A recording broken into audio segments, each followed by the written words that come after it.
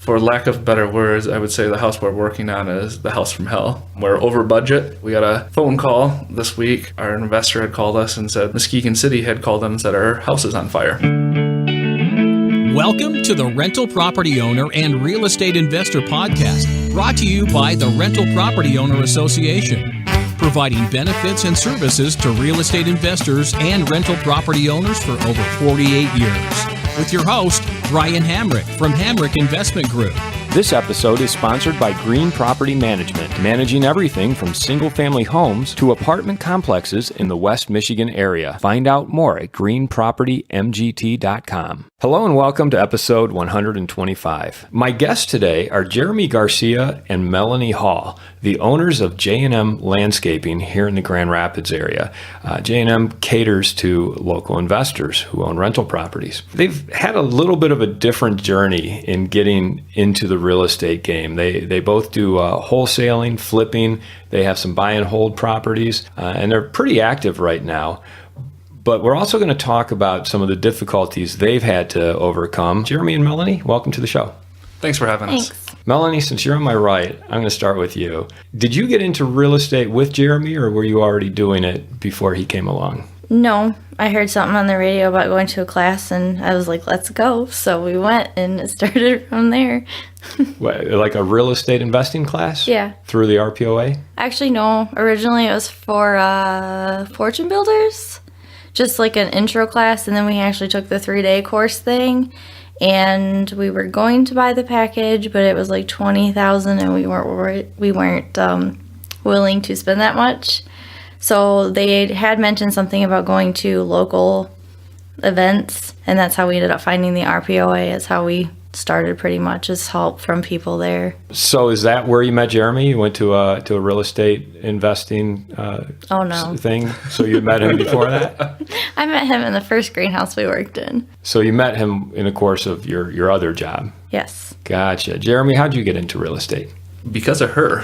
She drugged me into the course, and then I really enjoyed it and have, I'd say, really ran with it at this point. That course that you took kind of lit the fuse there for the real estate. Yeah, I had become an inadvertent landlord when I had to move because of the job. I didn't mind it. It was pretty problem-free for me. And then Lee looked at other options, wasn't terribly happy at my job, and we kind of kept going from there. I know that you both came through a little difficulty in the beginning to get into real estate. Melanie, I know you have kind of a difficult story to tell, but I think it's valuable to share it if you don't mind. No, I'll share it. I don't care. Good. Well, all right, good.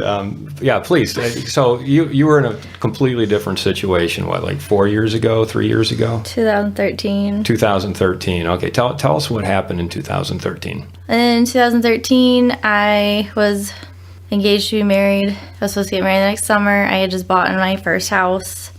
And the guy I was dating at the time decided to commit suicide, and I found him when I got home. So that, is obviously awful and terrible. What did that lead to? Because that led to some pretty difficult times for you. It was in a small town, so everybody knew, like, within minutes what happened, and I couldn't sell the house because everybody knew what happened in it and nobody wanted it. So I ultimately ended up filing for bankruptcy and a foreclosure, I think in almost 2015, I think. I tried to hold on to it and make payments on it, but yeah. I wasn't making enough to pay on a house and stuff because I moved out that day, so it was vacant. But yeah, so that's got to be pretty awful because the house that you and your fiance had bought together, all of a sudden you couldn't sell it, you couldn't get rid of it, you had to file bankruptcy and go through the foreclosure process. What did that do to your finances and your credit? It destroyed it completely. I had to start all over again. That could be very instructive to our listeners because here you are today flipping, you've got some buy and hold properties. Obviously, real estate has been a good way for you to turn your financial status around. How did you begin that step? A couple years ago, I started with a restoration company, and I had them for about a year. And then after a while, like, there wasn't any progress, so we stopped it. You started with, when you say you started with a restoration company, you mean you hired them to clean up the house? A credit clearing company. It was a credit restoration. Yeah, sorry. Okay, credit restoration company. And then that wasn't really, like, after a while, nothing was getting cleaned up, so I canceled that. And then stop right there. So this credit, because you hear about a lot of credit restoration companies that charge you money to clean up your credit, and obviously you hired a company and they weren't making any progress. What was your takeaway from that experience with that particular company? They did at the beginning, and they weren't, like, mean or anything, but, like, I think after a couple of months, it just, like, it was going really good. They were starting to clear stuff. I could see it. And then, like, the next 6 months, like, nothing got cleared. I didn't get any more papers, like, nothing. Yeah, we paid $100 a month for the next year or so and had no progress. Really? So they were charging $100 a month. Were they doing anything? Did they have any? Were they keeping records of making phone calls or trying to negotiate down what you owed to different? They were supposed creditors? to be, but not that I'm aware of. So basically, do you feel like they were probably ripping you off after a certain period of time? A little bit. So it's kind of why we canceled it. What did you do next? And then Todd actually. For our listeners who don't know Todd, where did you meet Todd and who is he and what did he do for you? We met Todd at the RPOA, and then we actually got to take a class with him after going to the conference our first year. Yep, we took a Tony Young's course, and that's where we started getting to know Todd. Yep. And then from there, our relationship built with Todd. We've done a couple of deals with him as well. Once we found out he does credit restoration, we started going with him. So that's Todd Wurzler. Yeah, Todd Wurzler. He's been on the show. He does credit restoration, helps out people in your type of situation. So he was able to actually achieve what the other company was not able to. Yeah, so far it's good. They've been sending me papers and stuff, and because I have to send stuff to the bureaus, and then they send stuff back to me, and then I have to send it to them because they can't directly. So I have to be like the middleman, but I'm seeing like constant stuff, so I know they're actually doing something. Todd was able to help you get your credit score up to a pretty good level, huh? I'm in 700s now. Yeah, so you're at 700. So you're probably, I'd guess if you had gone through foreclosure, bankruptcy, you were probably below 500. And now just taking the steps necessary and having the right person guide you through it, you're over 700. So that's great. Yeah, congratulations. Was that through paying off your debts, or was it also did investing in real estate help with that as well? Well, she doesn't have any debt. I was going to say, I actually never missed a payment before this whole thing. Like, so I'm very, really very just picky. The foreclosure. Yeah. I'd say the majority of it is through the credit restoration and doing the things that they're telling her to do. I'd say real estate on that end hasn't necessarily helped because she doesn't have any debt in her name in that sense. Right. So no traditional loans in your name. Nope. Jeremy, what about you and your background? What brought you into real estate? I've seen it as a means to an end. I used to be an operations manager. Liked a lot of the people I worked with, but like everyone else, there was certainly those headaches. At my last job, I was not happy. And so we had started up doing landscaping and then kind of evolved from there. We had already been doing a little bit of real estate. And so I made the leap of faith and we kind of ran off with it at that point. So you say you were doing a little bit of real estate. Tell me what you were doing and how you got into that. We started looking at more rental properties. We had picked a house up in Muskegon for us. We house hacked that one. And then we actually just had that listed last week, and it took 2 days to get an offer on it, and we accepted that one. That is going to be a really good one for us. Knock on wood, if it goes through, we'll make over $70,000 on that one. Wow. So tell me the numbers on that. How'd that work out? We picked it up for $63,000. It was in Norton Shores. Good area, Muskegon. Yep, really good area. We owned it for about a year and a half. We did a lot of the work ourselves, cleaning it up, had the floors redone, lots of paint, new furnace, all that fun stuff. We put in around $10,000 into it, and we accepted an offer at $134,500. Wow, so you picked it up for $60,000, put about $10,000 into it, plus a lot of your own work? Were you living in it at the time? Yep. We will pay some capital gains because we lived in it for 3 months, and then I had got headhunted and we went and took a new job. So we moved out and rented that house out, and after the tenant moved out, we decided we would sell it. Yeah, that was the first deal I'd say we did together. How'd you guys divvy up the work? What'd you do, Melanie? Were you knocking down the walls? Oh yeah, that was the fun part. I would say she's more of the Pinterest, the Pinterest and point. And I had more of the ideas. Hey, I helped you paint and put those little pieces in for this backsplash. And Jeremy, what was your part in the process? I'd say I was more of the grunt work. I redid the floors. My uncle came up, he sanded them, I polyed them. Another buddy of mine helped put in floors. We put in new countertops. Painted the cupboards, had to redo the entire entryway. There used to be tiling throughout the house, and that got ripped out, and because it was unusable, it was all cracked up. So it was a foreclosure. It was pretty rough going into it at first. What was the next deal? Next deal, we started wholesaling a couple of deals.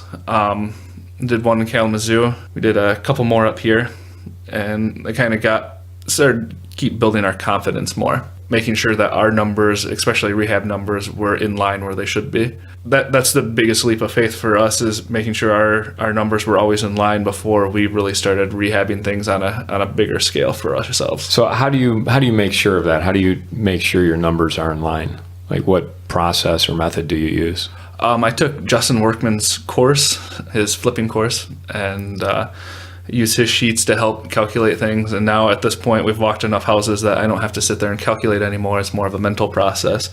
But in the beginning, it was going through his spreadsheet, adding everything up, and seeing if the numbers would work for us. Yeah, Justin Workman teaches a rental rehab class for the RPOA.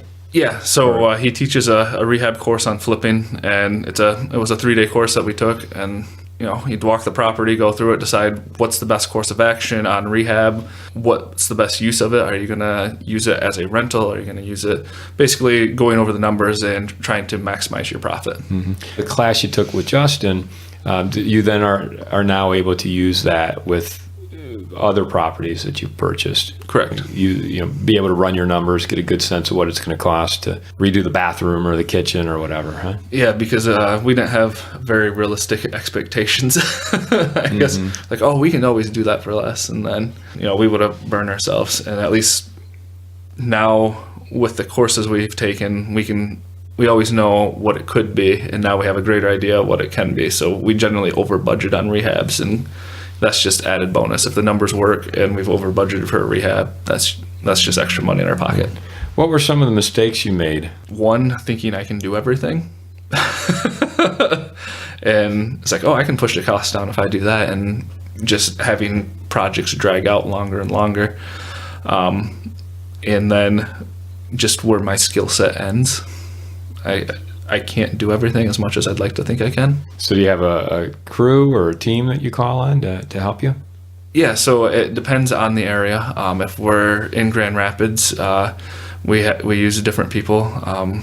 We will generally actually use Chelsea Roloff's team, and she'll go through and rehab the property, and basically we find the property, they rehab it, and she gets to throw her listing up in front of it. If we're in Muskegon, we have our own crews that we end up using over there just because we have the contacts over there. We're helping other investors do their rehabs because we have the resources to be able to do that.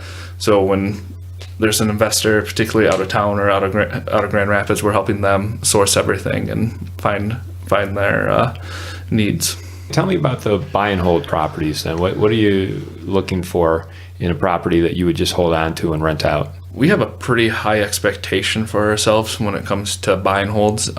There's not a property that we actually have that we do not expect to at least get a 15% return on after taxes, all that fun stuff's done. So you're looking for a 15% cash on cash return. So yeah. So on raw numbers, if there's a house that's listed for $50,000, I want to make sure we are at least getting it for $1,000 a month in rent. So you're at the 2%. Yeah, we're at the 2%, and so that 15% is usually after taxes, insurance, all that fun stuff, property management cost.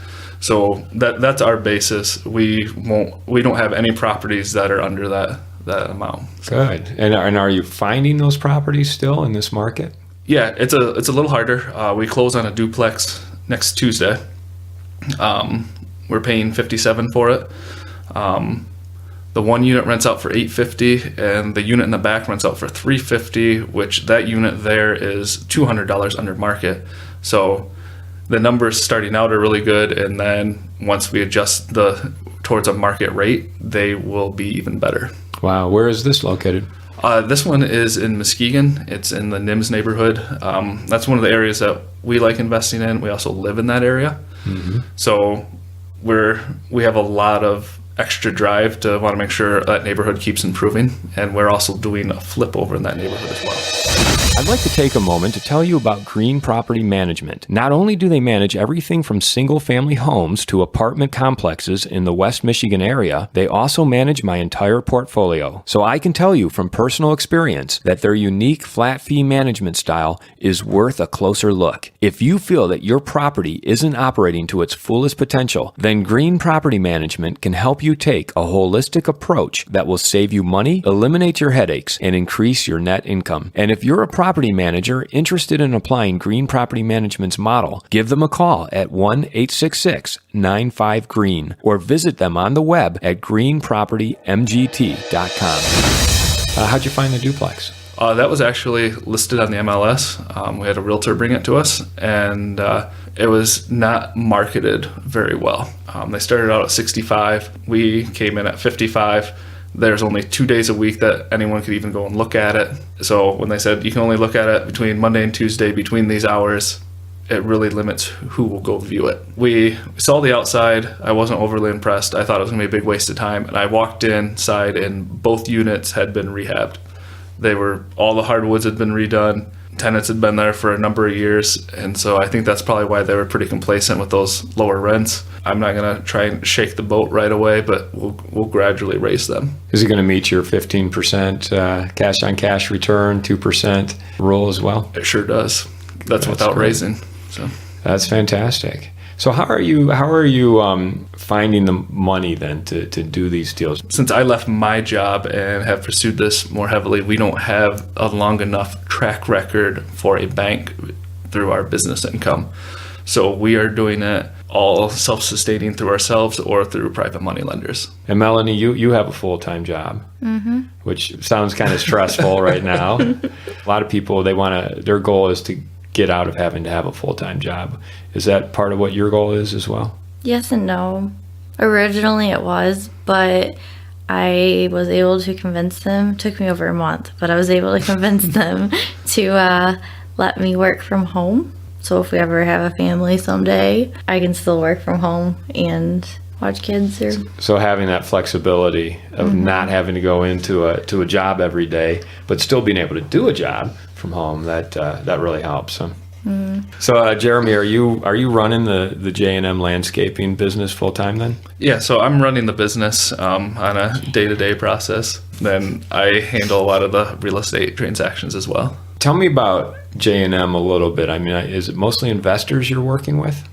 Yeah, so primarily we cater to investors. We will work with the general public, but with us doing real estate, we've had good connections where we have repeat customers. Some people we're doing 8 to 10 jobs a year for, just that are flipping, plus we'll take care of their rentals. So it's nice just to have that basis of not having to go out and market yourself besides going to the normal real estate meetings that we would already. It's a nice bread and butter for us. So it sounds like you're working with some investors who have multiple properties, and they just say, here, take care of these for me. Some of them might be flips where maybe you're taking care of them for a few months or so. But just that is giving you enough business that you don't have to go out and market for yourself, huh? Yeah, and generally an investor is just much easier to work with, and they'll say, this is your budget, do what you can with it.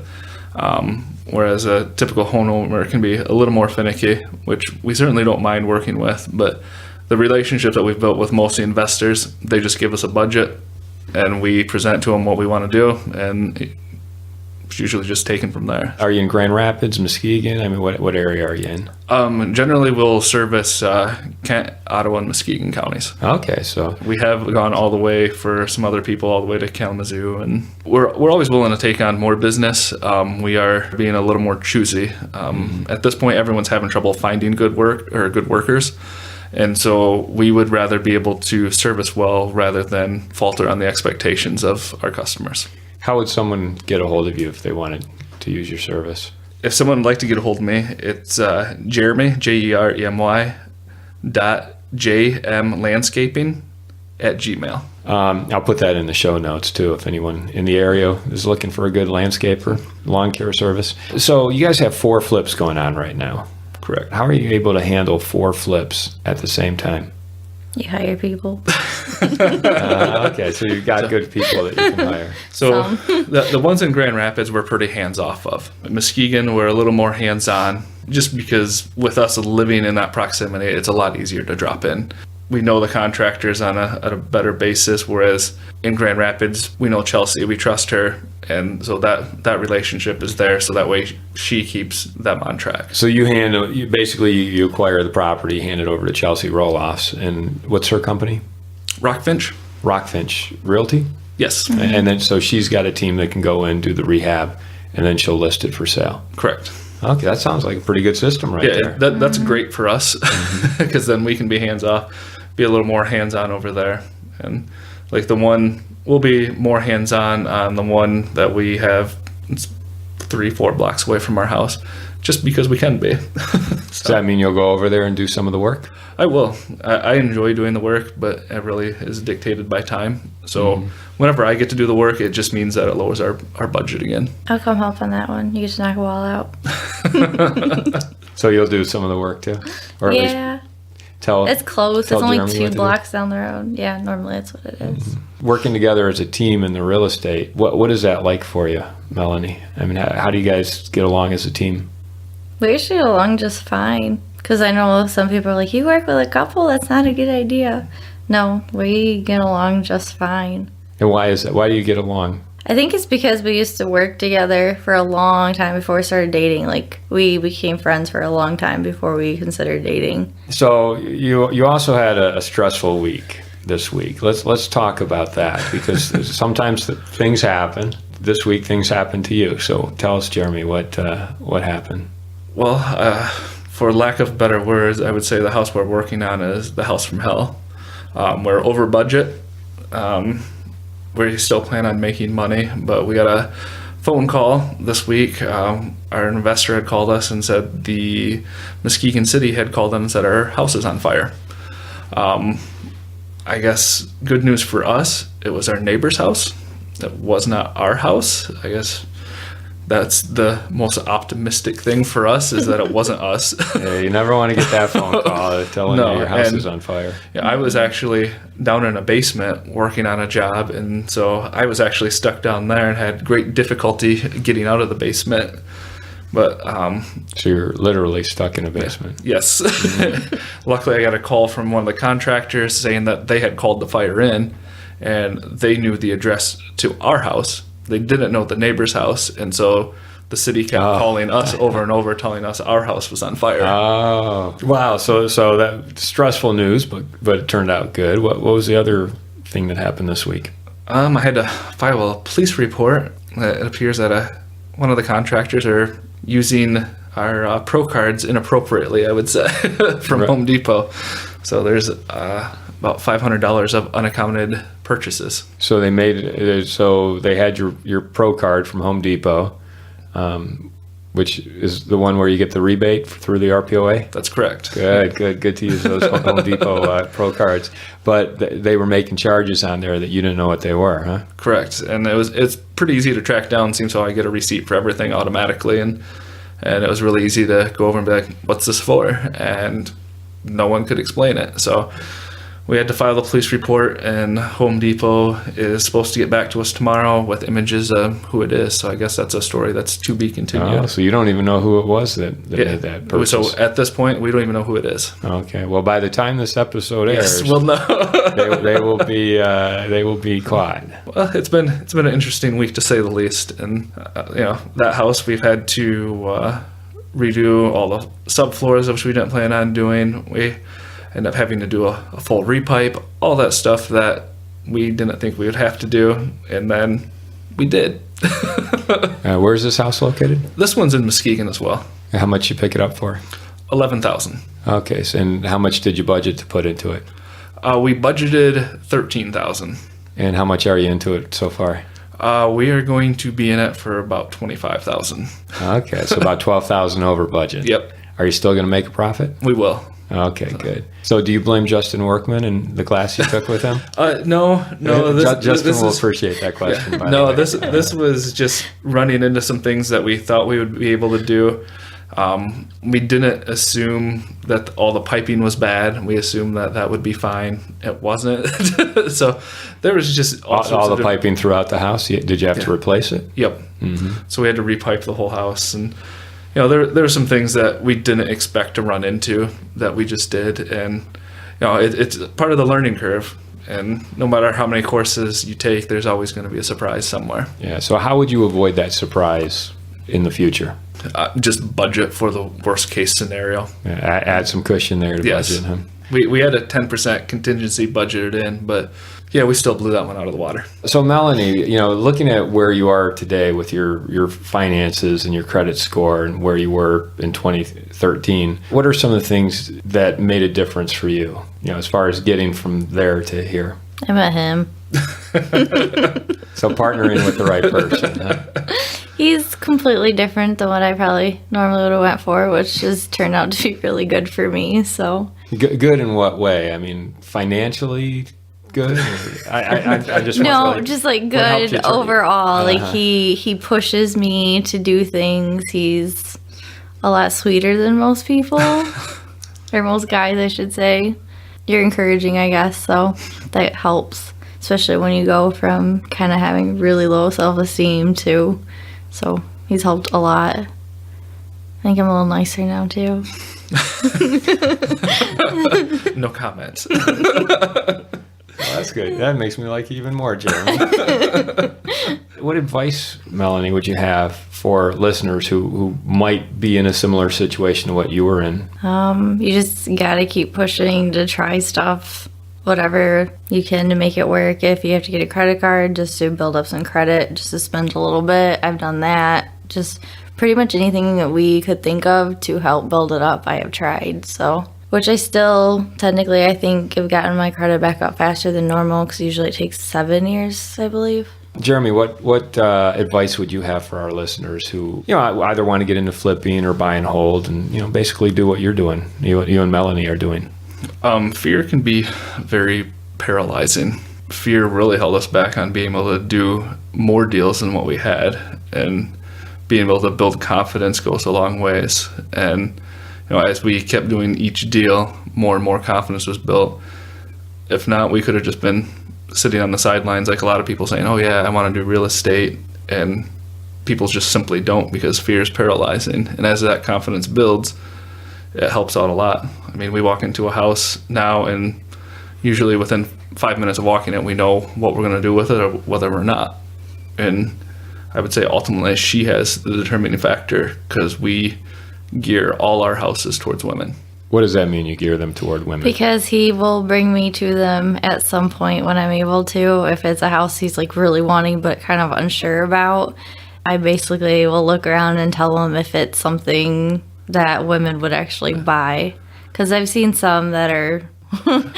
as a guy, I'll live in a cardboard box. I don't have as many standards, and the purchasing power of women grows every year. And currently in the education system, whether it's associates through postdoc, there's more women in college and at higher ed levels than there are men. So that's only going to further increase their purchasing power. And so I feel like we would be missing the largest demographic and the one that's going to be increasing in purchasing power to, if I build it the way I want, it's not going to hit the right demographic. What are some of the things, Melanie, that women want to see in a home then? Cute. Yeah. You gotta have some... Like usually, like on materials or something, he'll be like, well, I'm thinking about this and this, and like the wall color and like a floor, for example. And usually I'll be like, yes or no. Usually when he picks it out, no offense, but I say no. So. But that one's cheaper. Yeah. And so I guess in turn, because she's picking out those materials that we're going with, I would say that helps increase our rate of return. We generally don't sit on a house very long, which is nice. So do you find that your houses are renting to women or selling to women? I would say at a higher rate, yeah. Most of our stuff is generally, once we're done with it, we'll actually demand above market rent. I contribute that to just it being really cute. Okay, so you think you see the cute factor. Melanie, what is it that turns a woman off that she doesn't want to see in a home? A nasty, grubby house. That nasty grubbiness. So clean and cute. Yeah. With the right finishes and the right touches. Yeah. I don't know. I think like when you walk in a room, sometimes like even just the colors look around like because I went to school for graphic design, and so I had to take like classes for colors and art stuff that I used to do a lot in high school too. So I've studied colors a lot, so I guess it's a bigger factor to me probably than most people, but because I usually, if I walk into a room and it doesn't seem that inviting, it's not really something I'm interested in. And color plays a big part in that. Yes. I think you hit it on the head where you said inviting. When we walk into the houses, when we're done, it has to feel like a home. It can't feel like an apartment. It's got to feel more like a home, and then we can get people to move in, stay longer, and get them to pay more. As we wrap it up here, you guys have obviously received some help from people such as Todd Warsler, who helped you, Melanie, with your credit restoration, Justin Workman, who taught you guys the ins and outs of budgeting for flips. He even sponsored us for a course, so Yep. that's how we met Todd. Justin, we were on the fence on whether we were going to do a course. Justin sponsored us, and that's how I'd say that really kicked the ball off for us. Really? So that was a pivotal thing for you in your real estate investing, Yeah, huh? It got us a lot more confidence actually having someone else believe in us, thinking that we could do it too. Tell me then how you're then paying it back or paying it forward. Are you in turn helping other investors? Yeah, so now, particularly in Muskegon, because it can be very difficult to find contractors. You've had several guests on in the past that have been burnt by contractors out in Muskegon, different things like that. And we know a lot of people have been afraid to. So we've actually been helping other investors in the area. You know, if they find a property they like or it needs a lot of rehab and they want it as a rental, we are happy to get that work contracted out for them. There's a couple of great realtors up there that have done a great job for us. Eric Shedd, Thomas Serio, and Beth Baker. They've all helped us find homes, and they're always willing to help other people. And then, we're able to build a strong team for everyone at that point. Well, Jeremy and Melanie, I want to thank you for taking the time to come talk with us today and share your experience on the podcast. Melanie, I appreciate you sharing your story. And I think it will help some people who are listening to just know that you went through what they may be going through right now. And, I've come out on the other side much better. So thank you for sharing that. Thank you. Yeah, and Jeremy, thank you for being here as well. Thanks for having us. This episode was sponsored by Green Property Management, managing everything from single-family homes to apartment complexes in the West Michigan area. Find out more at greenpropertymgt.com. You've been listening to the Rental Property Owner and Real Estate Investor Podcast, brought to you by the Rental Property Owner Association. You can find out more at rpoaonline.org. If you enjoyed this podcast, please go to iTunes to subscribe, rate, and review.